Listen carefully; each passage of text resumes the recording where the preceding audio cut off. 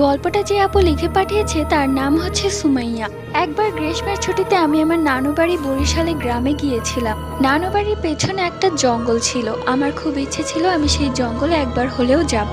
সবাই বলতো সেই জিনটা নাকি দিনের বেলা সাপের রূপ নিয়ে চলাফেরা করত এবং রাতের বেলা তার নিজের রূপে ফিরে আসতো।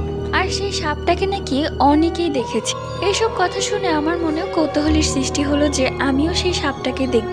তো বিকেলবেলা আমি আমার আরো কিছু বোনদের নিয়ে সেই জঙ্গলে চলে যাই। জঙ্গলের অনেক ভিতরে চলে যাই। সবাই আমাকে নিষেধ করছিল, কিন্তু সবাইকে পিছে রেখে আমি সামনে যাচ্ছিলাম আর ক্যামেরা অন করে রেখেছিলাম সাপ দেখলে সেটার ভিডিও করব। ঠিক তখনই আমার চোখ গেল একটা গাছের দিক। দেখলাম বিরাট বড় একটা সাপ গাছটাকে মরিয়ে ধরে রেখেছে। দেখে আমি খুব ভয় পেয়ে গেলাম এবং ভিডিও করতে লাগলাম। সেই সাপটা আমাদের কিছুই করেনি। আমরা সেখান থেকে চলে এলাম। এরপর সবাইকে নিয়ে আমি ভিডিও দেখতে বসলাম। অবাক হয়ে দেখলাম শুধু গাছ দেখা যাচ্ছে, সাপ নেই।